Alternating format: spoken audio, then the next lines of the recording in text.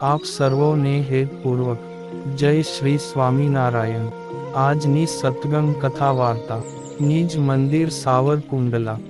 આજની સત્સંગ કથા વાર્તામાં આપણે પવિત્ર ચાતુર્માસ અંતર્ગત શ્રીમદ સત્સંગી જીવનની કથા સાંભળશું। પ્રકરણ 3 અધ્યાય 24। 1 હેમંતસિંહ રાજા પૂછે છે કે, હે ભગવાન, આ ઉદ્ધવ સંપ્રદાયમાં રહેલા નર નારીઓના ધર્મની રક્ષા જે ઉપાયથી થાય તે ઉપાય મને જણાવો। તથા હે પ્રભુ, જે પ્રકારે સદ્ધર્મ તેમજ શ્રી કૃષ્ણ પરમાત્માની ઉપાસના નિવૃત્તિ જે સાધનથી થાય તે સાધન મને જણાવો। તેમજ સદ્ધર્મ અને ઉપાસનાનો ક્ષય જેના વડે થાય તે પણ મને જણાવો। ત્યારે ભગવાન શ્રી નારાયણ મુનિ કહે છે કે, હે રાજન, પહેલા હું તમને સદ્ધર્મની રક્ષાનો ઉપાય જણાવું છું, તે તમે સાવધાન થઈ સાંભળો। સત્સંગ એ જ તેમના રક્ષણનો શ્રેષ્ઠ ઉપાય છે, અને આ જ વાત સત્શાસ્ત્ર સંમત છે, એમ તમે સહુ શ્રદ્ધાપૂર્વક જાણો। દૈવી સંપદાએ યુક્ત પુરુષોના સત્સંગથી ધર્મ તેમજ ઉપાસનાનું બળ વૃદ્ધિ પામે છે, તથા આસુરી સંપદાએ યુક્ત પુરુષોના સંગથી તેનું બળ ક્ષીણ થાય છે। માટે હે રાજન, ધર્મ, જ્ઞાન, વૈરાગ્ય અને ભક્તિનું નિરૂપણ કરવામાં તેમજ બાહ્ય વેશમાં દૈવી અને આસુરી સંપદાએ યુક્ત પુરુષો કે સ્ત્રીઓ એક જ સરખા હોય છે। ઉપરથી તો તે જલ્દી ઓળખી શકાય નહીં, પણ જે દૈવી સંપદા વાળા સત્પુરુષો સજ્જન હોય છે, તે નિષ્કપટ ભાવે કેવળ પોતાના આત્યંતિક કલ્યાણને માટે અને ભગવાન શ્રી હરિને રાજી કરવા માટે જ સ્વધર્માદિકનું અનુષ્ઠાન કરે છે। અને જે આસુરી સંપદા વાળા દંભી પુરુષો છે તે સ્ત્રી, દ્રવ્ય, રસાસ્વાદ તથા માન મેળવવા માટે કપટથી કેવળ વાણી વિલાસ માટે જ ધર્માદિકની ગોષ્ઠી કરે છે। તેના વાણી વિલાસ અને ધર્માચરણને કોઈ લેવા દેવા હોતા નથી। ફૂંકી ફૂંકીને છુપી રીતે દંશ આપતા ઉંદરની જેમ તે આસુરી સંપદા વાળા પુરુષો ધીરે ધીરે ધર્મ સંબંધી વાતો કરીને ધર્મ, જ્ઞાન, વૈરાગ્ય અને ભક્તિના મૂળ જ ખોદે છે। તો અસુરોની ઉત્પત્તિ, લક્ષણો અને સંગફળ જાણવા જરૂરી છે। તેથી આ ઉદ્ધવ સંપ્રદાયમાં સત અને અસતનો બોધ મનુષ્યોને જે પ્રકારે થાય તેવા તેમના લક્ષણો સ્પષ્ટપણે તમને હું જણાવું છું, તે તમે સાવધાન થઈને સાંભળો। હે રાજન, સર્વતંત્ર, સ્વતંત્ર, કરુણાનિધિ, સર્વાંતર્યામી, સ્વયં ભગવાન શ્રી વાસુદેવ પરમાત્મા જીવોના આત્યંતિક કલ્યાણને માટે આ મૃત્યુ લોકમાં પ્રગટ થાય છે। નર નારાયણ, દત્તાત્રેય, ઋષભદેવ, કપિલ, શ્રી રામચંદ્રજી, શ્રી કૃષ્ણચંદ્રજી વગેરે ભગવાનના અનેક અવતારો છે। આ અવતારો ધર્મ, સાધુ અને દેવતાઓનો દ્રોહ આચરતા દુષ્ટ અસુરોનો સંહાર કરીને ધર્મ માર્ગનું પુનરાવર્તન કરે છે। તેથી મોક્ષને ઈચ્છતા પુરુષોએ આ અવતારોની ઉપાસના કરવી। તે ભગવાનના અવતારો જે રીતે અસુરોનો સંહાર કરે છે તે અસુરો કેવા પ્રકારના હોય છે, તથા તે કઈ રીતે ઉત્પન્ન થાય છે, તે સર્વે વૃત્તાંતનું શ્રીમદ ભાગવતમાં વર્ણન કરેલું છે। તે વાત હું તમને પ્રશ્નના ઉત્તરમાં યથાર્થપણે કહું છું। હે રાજન, પૂર્વે સૃષ્ટિના પ્રારંભમાં જગત સૃષ્ટા બ્રહ્માજીએ પોતે રચેલી સૃષ્ટિને વૃદ્ધિ પમાડવા માટે 5 પર્વોવાળી પોતાની બુદ્ધિની છાયારૂપ અવિદ્યાનું સર્જન કર્યું। તમ, મોહ, મહામોહ, તામિશ્ર અને અંધતામિશ્ર આ પંચ અવિદ્યાના પર્વ છે। તેમાં તમ એટલે અવિવેક, મોહ એટલે અંતકરણમાં વિભ્રાંતિ, મહામોહ એટલે માયિક પંચ વિષયોના ભોગ ભોગવવાની ઈચ્છા, તામિશ્ર ક્રોધ અને અંધ તામિશ્ર એટલે મરણ. બ્રહ્માજીએ આ 5 પર્વવાળી અવિદ્યાનું સર્જન કરીને તે અવિદ્યાનું જેમાંથી સર્જન થયું હતું તે પોતાનું શરીર છોડી દીધું.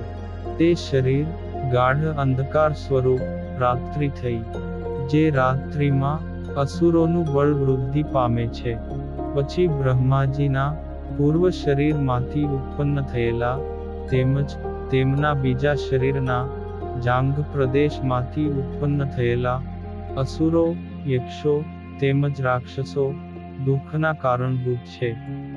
તે સમયે બ્રહ્માજીના પૃષ્ઠભાગમાંથી ઉત્પન્ન થયેલા અધર્મ થકી કામ, લોભ, મોહ, મદ, ઈર્ષ્યા, ક્રોધ, હિંસા, માયા, કલી, ભય વગેરે અધર્મ સર્ગ ઉત્પન્ન થયો.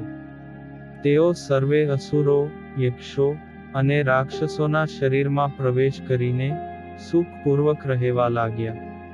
તેથી તે અસુરોની સર્વે ક્રિયા જેમ ભૂત પ્રવેશ કરેલા માણસની ક્રિયાનું ઠેકાણું ન રહે, તેમ કામ ક્રોધાદિકનો પોતાનામાં પ્રવેશ થતા કોઈનું ઠેકાણું રહ્યું નહીં.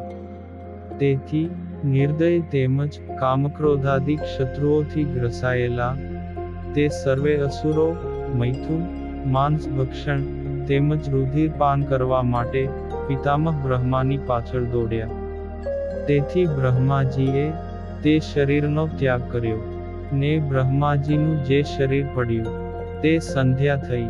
તે સમયે મૂઢ બુદ્ધિના અસુરોએ એ સંધ્યાને સ્ત્રી જાણીને ગ્રહણ કરી. તેમજ એ દુષ્ટ અસુરો ત્રિલોકીમાં ફરી ફરીને પ્રજાને પીડા આપવા લાગ્યા. દુષ્ટ મનના તે સર્વેને આ લોક કે પરલોકમાં અધર્મ સર્ગ જ એક જીવનનું અને સુખનું સાધન માત્ર હતું.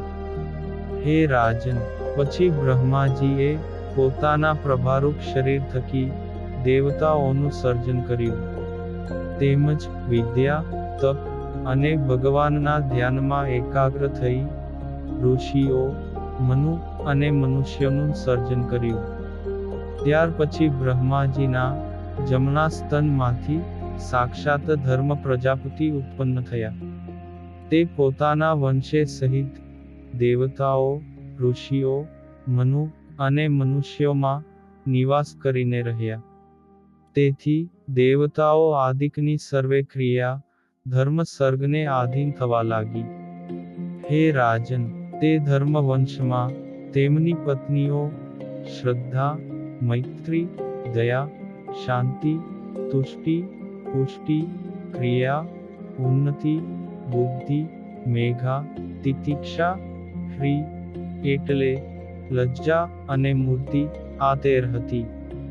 લક્ષ્મીજી જેમ ભગવાન વિષ્ણુને અનુસરે છે તેવી જ રીતે આ 13 ધર્મ પ્રજાપતિની પત્નીઓ સદાય પતિવ્રતાના ધર્મનું પાલન કરતી થકી ધર્મને જ અનુસરવા લાગી. તેમના શુભ, સુખ, પ્રસાદ, ક્ષેમ, અભય, જ્ઞાન, વૈરાગ્ય, યોગ, તપ, પ્રશ્રય એટલે આશ્રય આદિક અનેક પુત્રો થયા. પત્નીઓ અને પુત્રોએ સહિત ધર્મ પ્રજાપતિ તે દેવતા અને ઋષિઓ આદિકમાં સુખપૂર્વક નિવાસ કરવા લાગ્યા. પોતાના પરિવારે સહિત ધર્મદેવ તે દેવતાઓનું આજીવન છે. આ લોક તથા પરલોકમાં ઈચ્છિત સુખનું સાધન પણ ધર્મ પ્રજાપતિ જ છે. હે રાજન, અધર્મ તથા તેમના કામાદિક વંશજોના શરીરો અવિદ્યાત્મક અજ્ઞાન પ્રધાન છે, જ્યારે ધર્મ અને તેમના વંશજોના શરીરો વિદ્યાત્મક જ્ઞાન પ્રધાન છે. પરિવારે સહિત ધર્મ દૈવી સંપત છે, તેમજ અધર્મ સર્ગ આસુરી સંપત છે. આ પ્રકારે શ્રીમદ ભગવદ ગીતામાં વિસ્તારપૂર્વક વર્ણવ્યું છે. માટે તે દૈવી સંપત મોક્ષકારી છે, આસુરી સંપત બંધનકારી છે. દેવતાઓમાં દૈવી સંપત અને અસુરોમાં આસુરી સંપત નિવાસ કરીને રહે છે. દેશ, કાળ, ક્રિયા તેમજ સંગના વિષમપણાથી દેવતાઓમાં પણ આસુરી સંપત પ્રવેશ કરે છે. ત્યારે તે દેવો પણ અસુર કહેવાય છે. જેવી રીતે દેવેન્દ્રે પત્ની શચી દેવીના પ્રસંગથી પારિજાત વૃક્ષને અર્થે જગતવંદનીય શ્રી કૃષ્ણ પરમાત્માની સાથે હિરણ્યાક્ષ દૈત્યની માફક ભયાનક યુદ્ધ કર્યું હતું. અને ક્યારેક શુભ દેશ કાળને સંગના પ્રભાવથી અસુરોમાં પણ દૈવી સંપત પ્રવેશ કરે છે. ત્યારે તે અસુરો પણ દેવ કહેવાય છે. જે રીતે પ્રહલાદ દૈત્યપુત્ર હોવા છતાં નારદ મહર્ષિના પ્રસંગથી દૈવી સંપતના અધિકારી થયા, તેમજ ભગવાન શ્રી વિષ્ણુ ભગવાનની સર્વોત્કૃષ્ટ ભક્તિ કરીને જીવન ધન્ય બનાવ્યું હતું. તેમજ પ્રહલાદજીના પ્રસંગથી તેમના પૌત્ર બલિ રાજાએ આસુરી ભાવનો ત્યાગ કરીને દૈવી સંપતનો આશરો કરી ભગવાન શ્રી હરિને વશ કર્યા હતા. અને હવે પછીની કથા વાર્તા આપણે આગળના ભાગમાં સાંભળશું. અત્યારે આપ સર્વોને ભાવથી જય શ્રી સ્વામિનારાયણ.